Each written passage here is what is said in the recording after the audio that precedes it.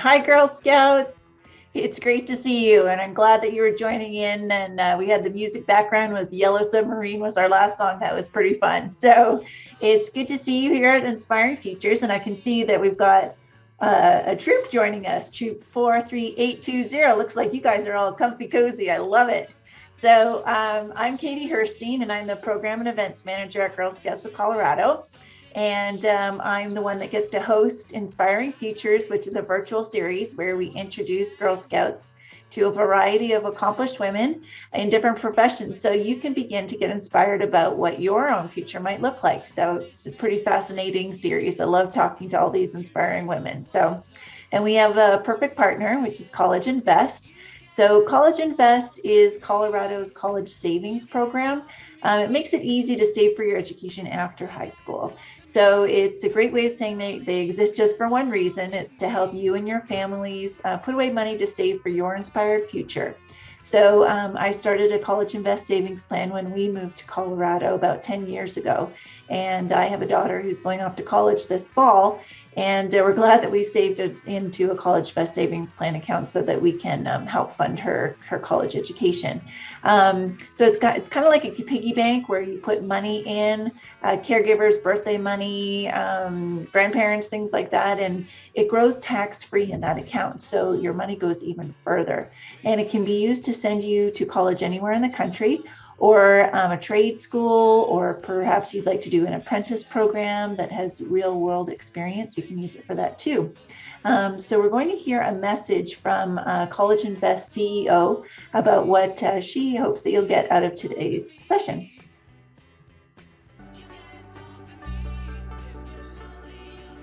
Hi, I'm Angela Beyer, CEO of College Invest, and welcome to this episode of Inspiring Futures. Through Girl Scouts, you've learned that if you can dream it, you can do it. And here at College Invest, Colorado's education savings program, we help you get there. And you're never too young to begin to imagine your inspired future. So how will you impact this world? Will you run your own business, invent a new technology, or maybe even discover a life-saving cure? But wherever your inspiration takes you, a College Invest savings plan can help make your dreams a reality. Now, prepare to be inspired. Great. And some housekeeping items. So we are recording this session, and we will be posting it on YouTube. We have an Inspiring Futures YouTube channel just dedicated to recordings for all the speakers that we've had. But we'd love to see your faces now. And once it gets edited and up onto our YouTube channel, I'll make sure that I black out or block out any of your faces so it won't be seen out in the public to be viewed. So we would love to see you. You can unmute and chat with us, or write in the chat box, whichever you feel most comfortable with. So, and next up, before we start anything, we have our Girl Scout promise and law. So do feel free to unmute yourself and join me. So on my honor, I will try to serve God and my country and help people at all times and live by the Girl Scout law. I'll be honest and fair, friendly and helpful, considerate and caring, courageous and strong, responsible for what I say and do, and to respect myself and others, respect authority, use resources wisely, make the world a better place, and be a sister to every Girl Scout. All right, and who we are all here for. We have a wonderful author joining us tonight. Rachele Alpine is here, and she's the author of 11 books for early readers to teens. Maybe you've read some. I hope maybe you have. You can chat with her about it. So her newest series is the Invincible Girls Club, which she'll talk to us about tonight. It celebrates girl power and the ability for anyone to make a difference in the world. Pretty amazing. So here she is. I will stop sharing my screen and highlight Rachele, and we'll have a wonderful night.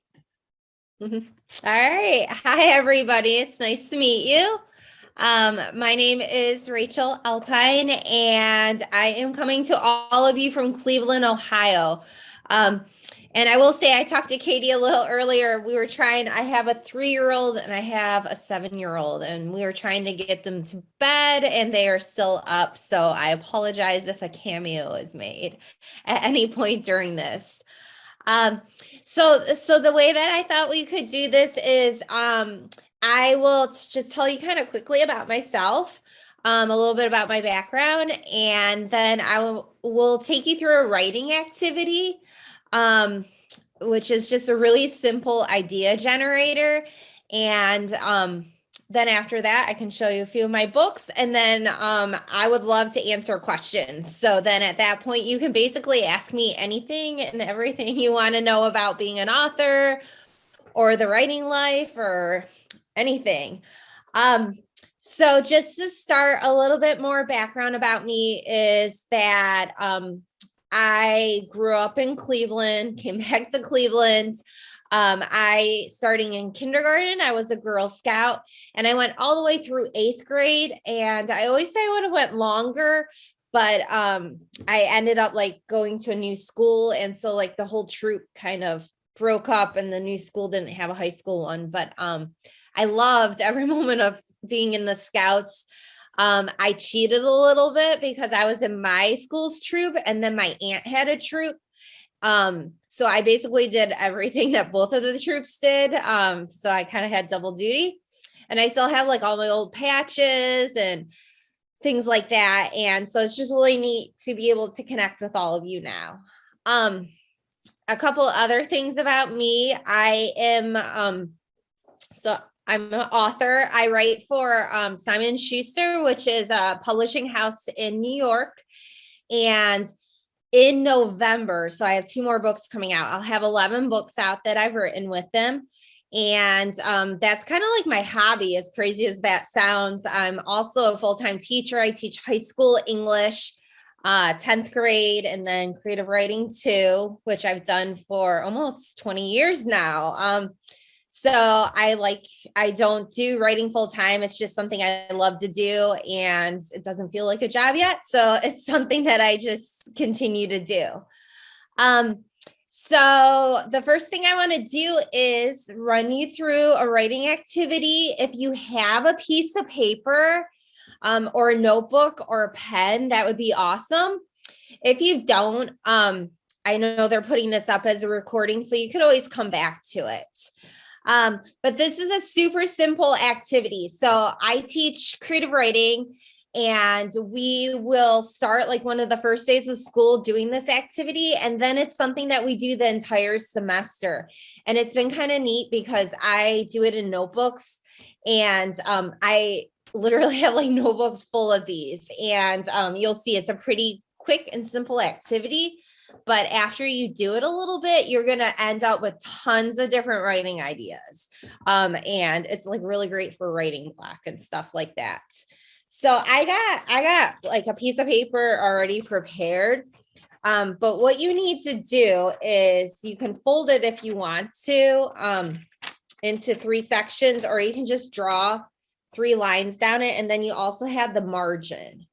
So if you do the lines first, what you're going to do then is the way that I talk about this is and I'll hold this up a number of times. I call it the 3P writing activity. So when I talk about story, one of the first things I talk about is that every story needs 3 things. It needs a person or a character.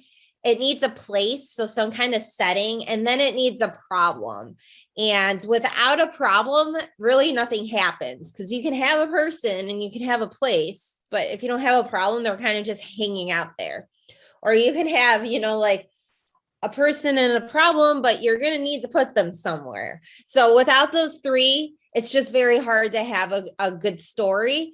And once you put a problem into it, then you have a story. So this is just, like I said, a really simple way, if any of you like to write, to come up with ideas, just for writing, because sometimes it's hard to come up with ideas. And I have those days too, where I'm just like kind of staring at the computer screen or my notebook. So what you need to do, the next step you need to do is, if you haven't already, you broke it into 3 parts. Put the first column as person, then the second column you'd put place, and then the third you put problem. So those would be like your headings.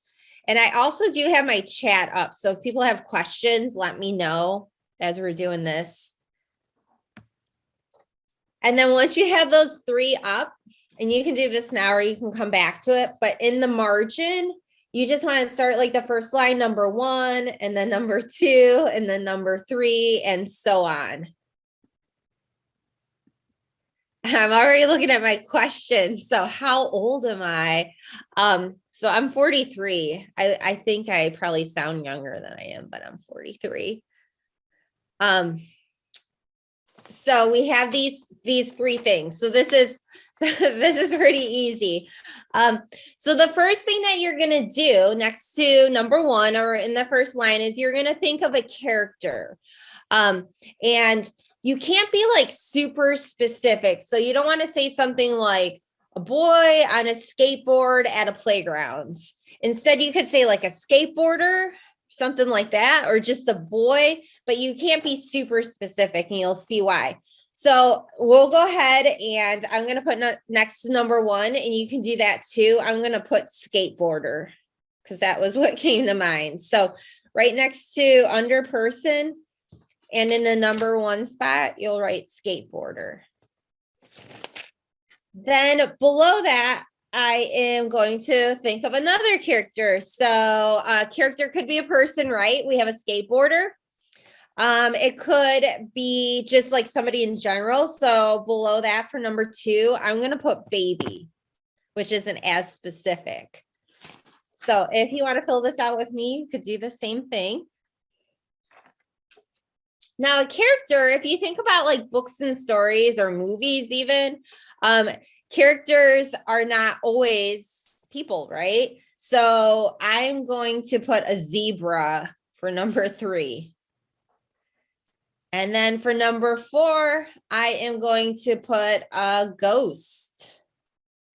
And then number 5, we're even going to get more abstract. I'm going to put a shoe. So do you see what I'm doing? I'm just putting different characters right straight down that way. And I already see Daphne has gamer. So I would, if you wanted to, in the number 6 spot, go ahead and write gamer down. So what I'm going to ask you to do just for a minute, and troop 43820. So the idea of this is that you do as many as you want. And I'll tell you why in a minute once we get done with it all.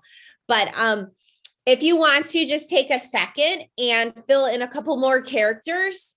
And what you could do also is if you want to, once you come up with a character, you can put them in the chat box. And then if you see one, if anybody puts them in, I would just copy them down onto your paper, because the more characters that you have here, the better, if that makes sense. So I like 20. If I wanted to, I could sit down and think of 20. I'm probably not going to do that right now, but if you wanted to, you could. So if you come up with any other ones, I'll just give you a minute or 2, and you feel like sharing, go ahead and write them in the chat box, because then everybody else can add that too. I like the 22 bugs, very specific, but I like that. And a kitty. Oh, and a sad worm. I hate when worms are sad. And so a toilet's perfect. So I have a 7-year-old, he would love that one. Oh, we got a lot. Daphne's got a lot of good ones, or Daphne or Christy. So as you see right now, we've got a whole bunch of ideas that people are writing in here, and you can feel free to copy down any of those ideas. So that's what we would do in my class. So when we start, and we start every day, we would all write down at least one new person, and then we would share those out and continue to fill down the list of people. So it looks like we got a beach ball and a bookworm. So if you want to put those down, you can too. And then what we're going to do is we are going to go to the next column, which is your place. And you can do this in one of 2 ways. So the place is basically the setting, but I like to use that 3 Ps. So your place could be I could look at my first one, which is a skateboarder, and I can make my place something that connects with that. So my skateboarder might be at a skate park, right? Kind of obvious. So under place, I might write in skate park. Or if you don't want to, what you could do instead is you could just make up a whole list of places and put them down in the next one. But usually I try to connect them. So for the next one, I have a baby. I'm going to put down in a crib like I did. And then, so if you want to, you can go through each of these. So the zebra was my next one. I'm going to put it in a zoo. A ghost might be in a basement. I don't know. A shoe might be on a basketball court. So you just want to go down and you want to start filling your places in. Spider-Man is not too specific. You could totally do Spider-Man as one of your characters. So do you see how right now I'm going through each of these? So my gamer might be at in a room, maybe in just like a bedroom. The 22 bugs are going to be under a rock. The kitty's going to be in space. What is it? Or in a log. In a log would be good too. I'll put the sad worm in the log because I need a setting for that. How about the toilet's going to be in a school. And the werewolf, he is going to be at an ice skating rink. I don't know.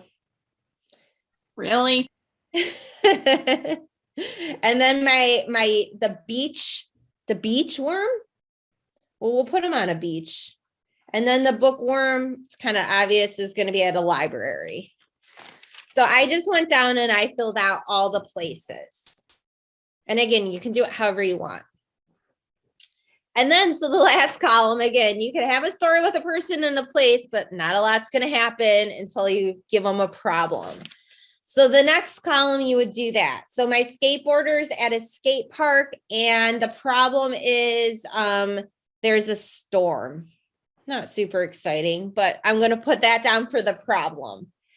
I have a baby in a crib, and the baby has the hiccups.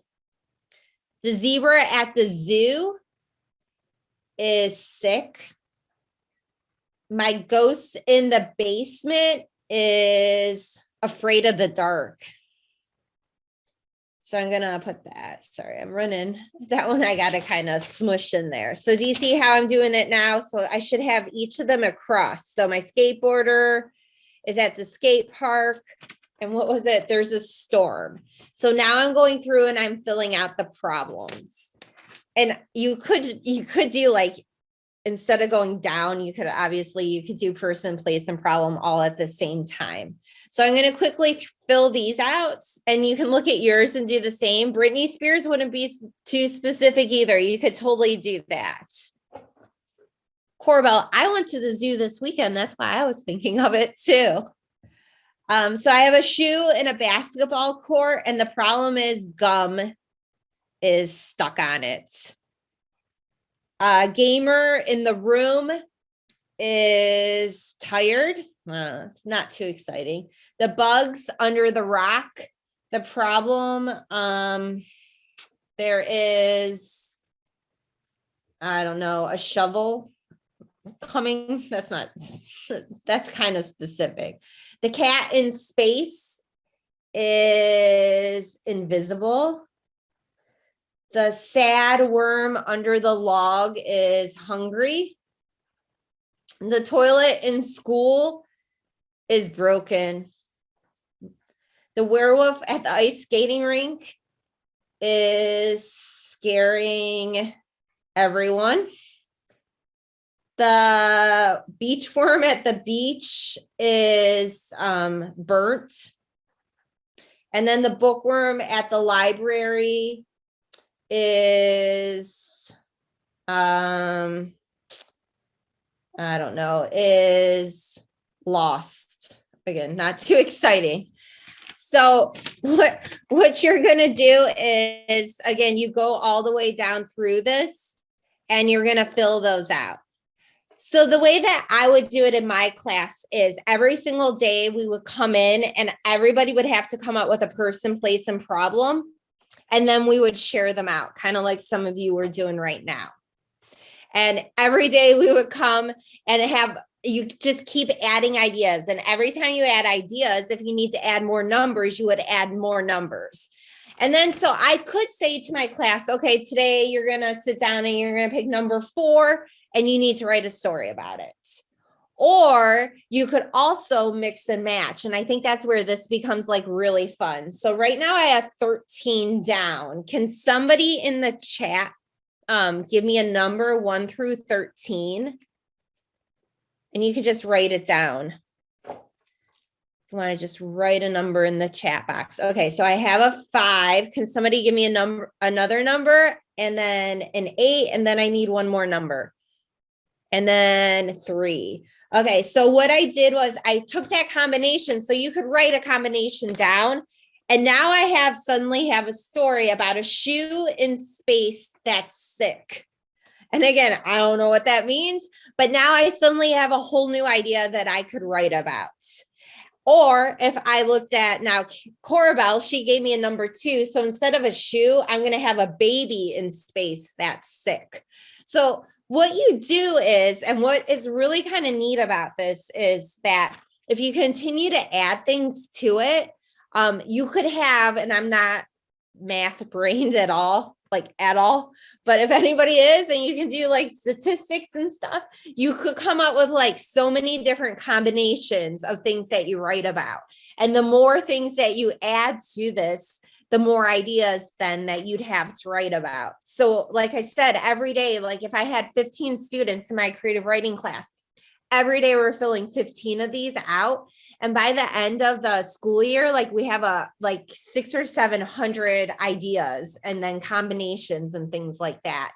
And then I also I'm trying to think, 4 nieces, and they started doing this, and they'll share their ideas like each day with each other too. And they're creating this whole big like list and ideas of things to write about. So it's just kind of neat, especially if you do it in a notebook. And if you are somebody that likes to write, you could, make a habit of it every day when you get up, or every day before bed, you write 2 or 3 new ideas down, and you're just creating and adding to this big giant list of ideas. So I just wanted to run you through an activity that's pretty simple, but really fun as a way to come up with ideas. And then again, if you're looking for something to write about, you just plug in a combination and you can have a new story come up from that.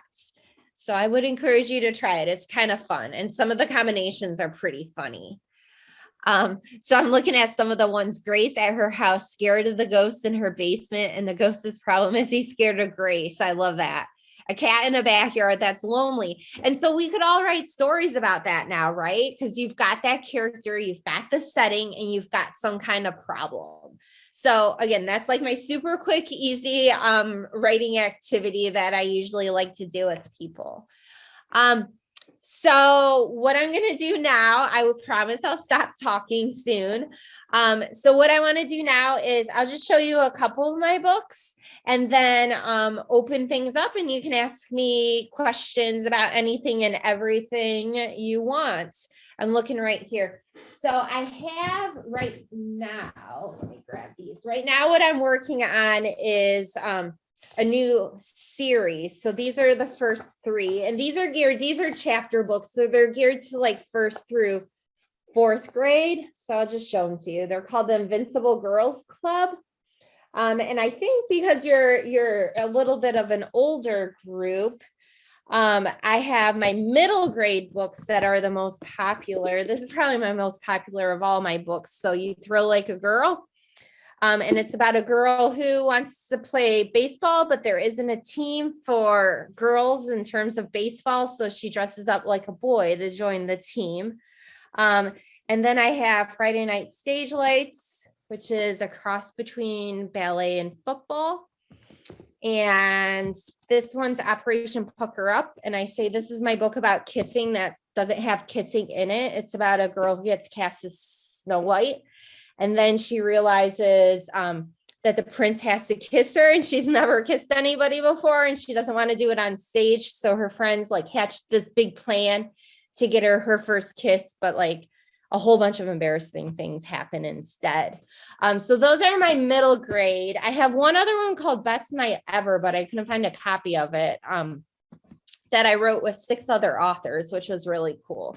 And then I have 2 books for high schoolers. So this is one of them. It's called Avoid the Size of the World. And I'd say it's, like maybe for 13 and up. And it's about a girl who is at a bonfire. She kisses her sister's boyfriend.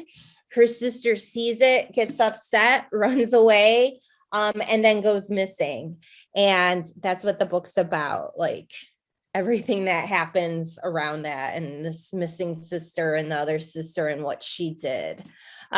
So those are my books right now. And like I said, I'm working on the Invincible Girls Club is kind of what's taking up all the space in my mind. I have another one coming out in July, and then one coming out in November. So, and these are really fun because they have, let me see if I can find something fast. They have illustrations in them, and I've never had a book illustrated before. And my publisher has an artist. So it was really cool to have pictures from the books sent to me and stuff like that, which is awesome. So those are my books. But I know you're here to hear about what it's like to be an author and to ask questions and things like that. I'm just trying to look at all the chat stuff too. So what I would say right now with the time that we have left is if you want to ask me questions, I'm happy to. Honestly, I mean, like I said, I teach, so I'm asked everything and anything from my students. So I'm happy to tell you whatever you want to know about writing and being an author and stuff like that. And it looks like some of you are writers too, based off of your comments, which is awesome. So I would say if you want to either like raise your hand or just unmute yourself, or if you want to write something in the chat box, I'm happy to, kind of look at either of those in terms of questions. I'm looking right now. Somebody said, I heard you had a dog named Radley. So it's actually a girl dog, but it's a boy name, I think, because it's after a character from To Kill a Mockingbird, Boo Radley. She is upstairs. She's actually, my husband just told me, she's like behind the couch in his office, on a sleeping bag. I don't know why, but she's a Wheaten Terrier. She looks a lot like a Labradoodle, and she gets like really fluffy before her hair is cut. So she looks like a big teddy bear too. So yeah, she's not around. So I'm looking at some of these questions. So how do you get an idea for what you want to write? So that's a good question. I've always never, I guess, had problems coming up with ideas. I always have like too many ideas, I think, swirling around in my head. It's just a matter of getting them out. But when I'm like approaching a book or an idea or trying to figure out what to focus on, I really like to ask a question, kind of like follow like a why, like a what would happen or why would this happen type of thing, and then just see where it leads. So if we were like doing that with any of my books, like this one, Avoid the Size of the World, is, what would you do if your sister, somebody in your family went missing? Or what would you do if you did like something really awful to a family member, but you were unable to apologize for it? With the Invincible Girls Club, like my questions were, how can some third graders prove that you don't have to be older to change the world? And then I kind of follow those ideas. I also have a ton of diaries from when I was young. And those are like my hidden gems. And I'll go back to those a lot and look at them. I have like notebook after notebook and diary after diary from when I was young. And they're pretty funny, especially like my 4th, 5th, 6th grade ones. So I'll go back to those a lot for ideas too. And then the other place in terms of ideas is I just think about books I would have wanted to read when I was younger, and I try to write those books too. So that's where a lot of my ideas come from. Let me see. I'm looking at the chat. So Sarah says, how do you get a book published? So there's a couple different ways, because you could just, do self-published and publish yourself and put it on Amazon or share it with your friends.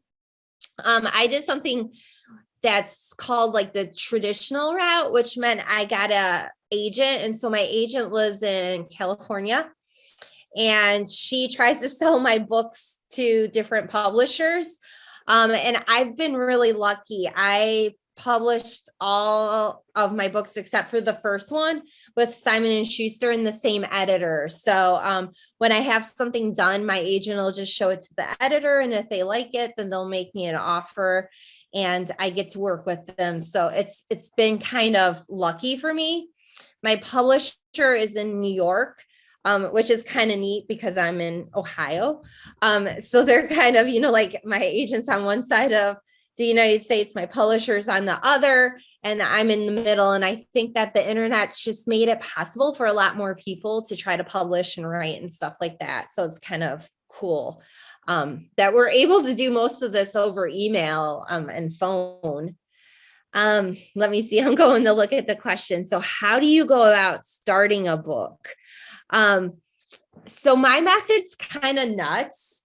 I wouldn't recommend it. Now I try to do outlines. I didn't used to. And the way that I write, I look at things that almost like little scenes in a movie, and I just write them down. And then I will type them up. And then I look to see where I have holes and things and where I need to fill more in, but I usually write out of order.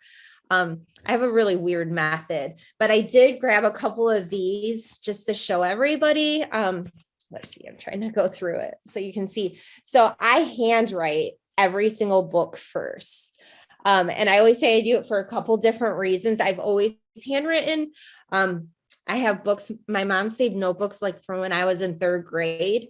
But I handwrite books because one, a lot of you can probably relate. If I get onto the computer and start typing something up, suddenly I'm like on social media. Then I decide I might want to, check out a Target and see what's for sale. And then I'm checking my email. And then suddenly like I've wasted an hour. So handwriting makes me stay focused.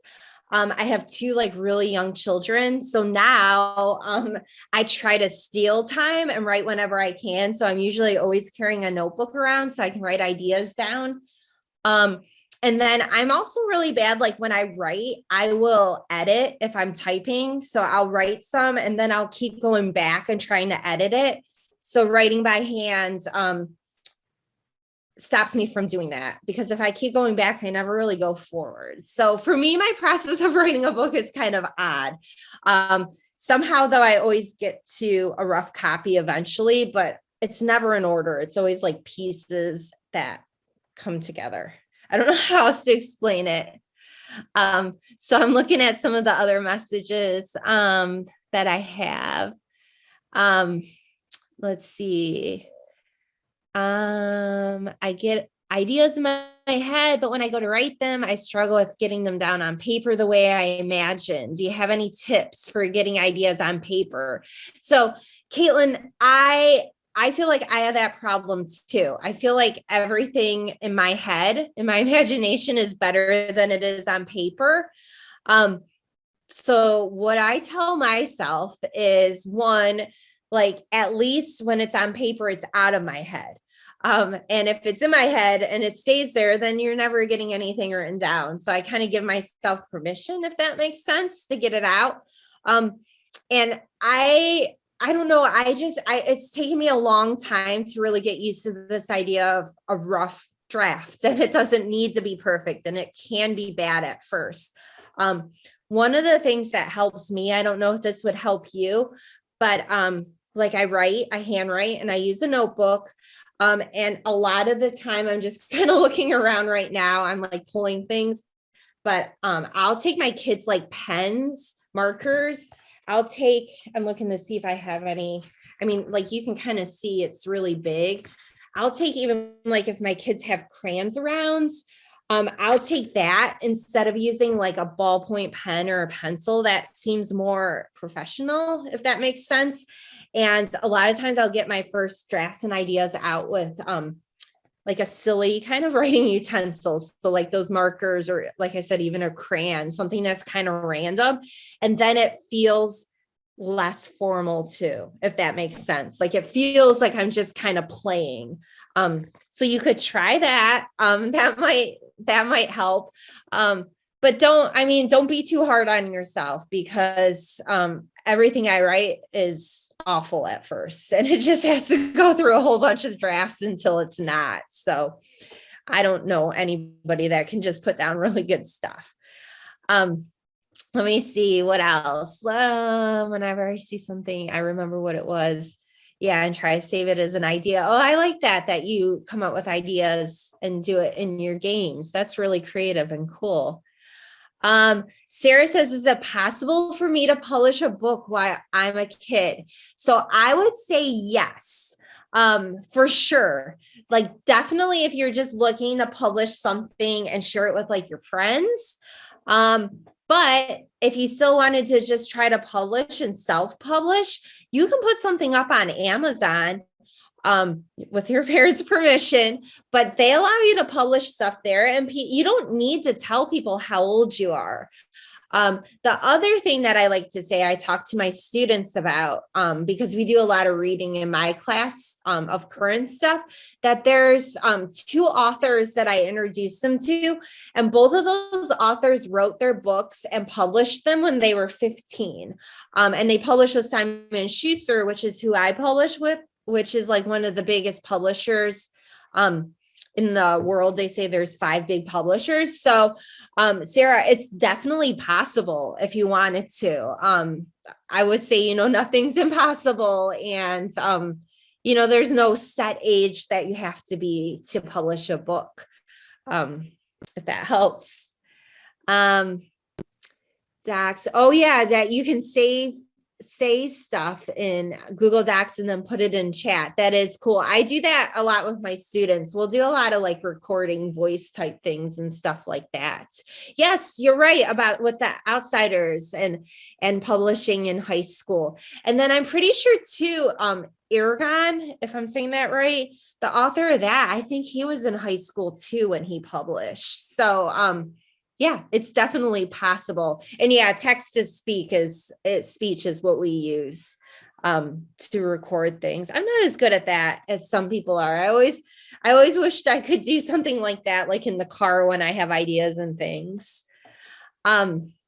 What other questions? Does anybody else have questions or things you're wondering or you want to ask? Happy to, like I said, you can put it in the chat, or if you want to raise your hand or even unmute yourself if I'm missing something. I'm trying to catch everything that's going through. That's a good question from Troop 43820. Oh, so how long does it take to write a book? It usually took me, so the average for me would be about a month where I'm just like thinking about ideas, and then just getting it down and typing it up and going through a draft or 2 would be about 6 months. So that would put me at about 7 months. And then I would usually share it with my editor, my agent, and then we go back and forth for 2 or 3 months. So I usually say for me, it's about 9 months. I get a lot of my like brain dumping and ideas down during the summer because I'm not teaching. So my brain's not clouded with everything else that's going on. And then I'm able to like type it up and revise it more during the school year when I'm finding time. But I will say now that I'm writing the series, I have to write a lot faster. And the last 2 books in the series, they only gave me 4 months to write each of them, which isn't a lot of time at all.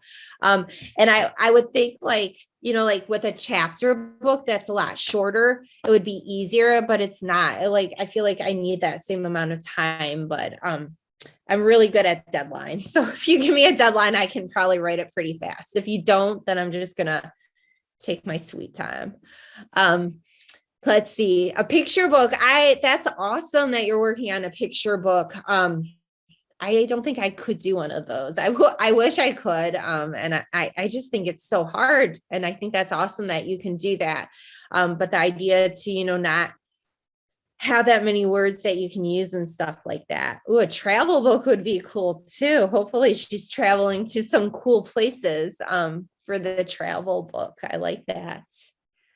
Any other questions or things that you're wondering from me? I can tell you too, especially since Katie talked at the beginning a little bit about like the education and saving and stuff for that. I went to college for English education for undergrad, and then I went to graduate school for education to curriculum and instruction. So I didn't necessarily have any formal creative writing at all. I took classes when I was in college, but beyond that, it's always just been, something that I like to do and I worked at, and I like to read a lot too. So that's kind of what my background is in that. I do have like a lot of, I've been in like a lot of writing groups and had people that I share my writing with, and we talk about writing and stuff like that. And I found that really beneficial. So in terms of any of you that like to write, to be able to kind of like find the courage and take that leap to share your writing with somebody else is a really great thing, and very helpful too. So just kind of a little tidbit there. And I'm looking at this, To Kill a Mockingbird. Oh, my students read that too. It is one of my favorite books. And then asking, have you ever written a book from the point of view of an inanimate object or item? I haven't. I don't know, like sometimes I think about writing like something for younger kids, like with an animal or something, but I don't even know if I can do that. Really, all my books focus on like family and friendship, and they're all like contemporary books just about life. So I don't know if I'd be able to do that or not. It would be fun, or maybe a fun writing activity. How long does it take to publish a book? So to publish a book, it's kind of interesting. It usually takes, the standard is 2 years. And so the first year is spent like working and writing on the book, and working with your editor. So like if you were to sell a book, you'd sell it, and then you'd spend the first year like either writing it or making it better with your editor. And then the second year, like you're done with it pretty much, and the publisher is working on it. So they're doing like a cover, they're sending reviews out, trying to get it in the bookstores and libraries. So it's just kind of interesting. Like when I sell a book, I'll announce that I sold a book. So like my first book, I sold it in 2011, and then it didn't come out until 2013. And that's usually like the typical time frame with books, which kind of seems crazy. Let's see. Ooh, I like that idea. The statues coming alive in the world. How would you write that or get ideas for that? I don't know. It depends on like what type of person you are. Like if I was writing a book like that, I'm like super visual. So I would probably like find pictures of a lot of different statues and have them like in front of me. And like me personally, I'd probably put it on, like, I'd probably like glue a picture of a statue on like the middle of a page and write around it or something like that. So I'm the type of person that definitely does that, uses images. One of the things I was talking about earlier, because I was talking to the younger troops, is that when I write something, I like to think about like what you would expect a character or a person to do, and then make them do the exact opposite. And that's what makes like the story surprising and interesting. And it makes you, kind of have to think a little bit more about it too. So again, that idea of like, write what your character would do or think about it, and then write them doing the opposite too, and see where it takes you. And learning, I like that too. The answer to the statue question, learning about the history of the statues too would be good if you're somebody that likes to look at history. I think that would be a great way of doing it too. My favorite book and why? That's a hard question. So I'll tell you, I have a few. So my favorite picture books, or some of my favorite younger ones, is Where the Wild Things Are. And then I would say Charlotte's Web was one of my favorites. And the Babysitter's Club was like my big time favorite. Loved any of those. I'm Harry Potter fan. My youngest is named Harrison, and we call him Harry or Potter. And I love John Green, although he hasn't written anything lately. And then Jason Reynolds is probably one of my favorite writers right now. And I always try to push his stuff with my students. I really, really like his stuff right now. So anything he writes, I'm reading. So let me see. As an author, what are your thoughts about Shakespeare? And it is, so I think what you're writing right now, I'm currently reading Romeo and Juliet, and the language is quite a puzzle to read. I teach Romeo and Juliet. I will say it's quite a puzzle to teach. I couldn't do what Shakespeare does for sure. It's different and it's brilliant, and it's also very hard to understand. But if you can boil it down and figure out what the story is, his stories are pretty cool. And the way that he does it is just pretty amazing, but it is hard. So don't worry, if you're struggling with it, you're not the only one. And hopefully your teacher is helping to explain it too. Let's see, favorite books. I haven't read either of those books. Oh, that's cool. It tells you about video games. I'm just looking at some of these messages. Heartbreaker series. I don't think I've read that one. Oh, I love that. Harry Potter. Oh, I'm getting direct messages too. So any other questions, or did I miss anything, or anything else you're wondering?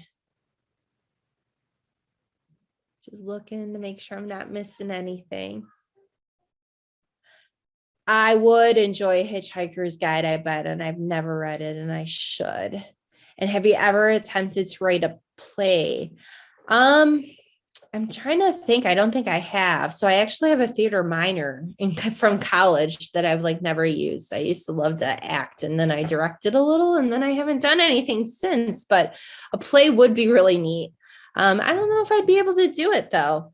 So I haven't yet, if that probably answers your question.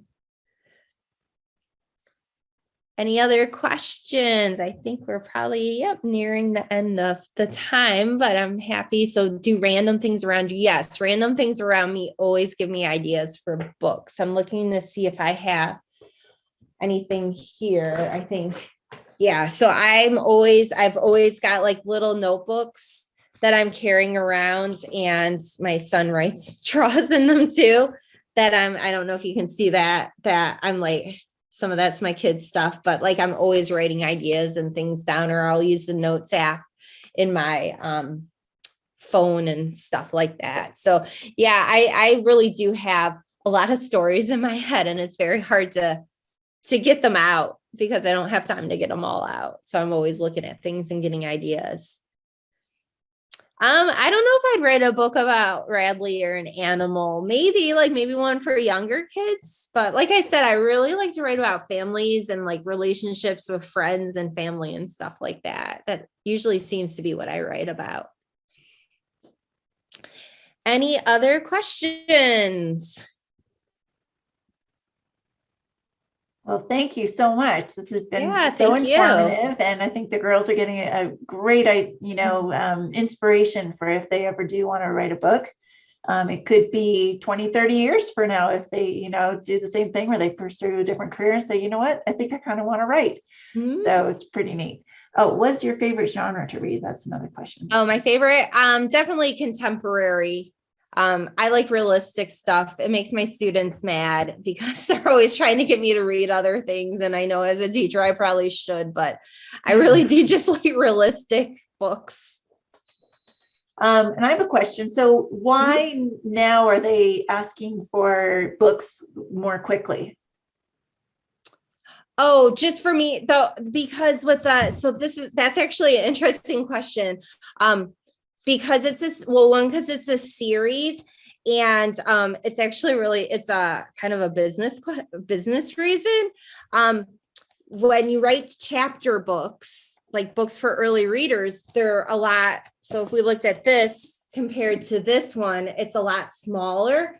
So they don't take up what they call real estate on the shelves. And so they try to, and that's why most books for younger, like first, second, third, are series, because if I wrote 3, if they came out faster and the first 2 came out at the same time, now I have this much space on the shelf at a bookstore, which is the reason why they do it. It takes up more space. And usually if a book isn't selling well, you'll only get about 3 or 4 months in a bookstore. If it's selling well, you'll get longer. So it really is, as crazy as that sounds, it's a business type of thing. Right. Well, that makes sense too. Yeah, one skinny book is going to get lost. And they might go back and go, you know what, now I want to read the first one that came out, because the first one, yeah, the third one's what I heard about, but now I want to read the first one, and keeps your other books on the shelves longer. Interesting. Didn't know that.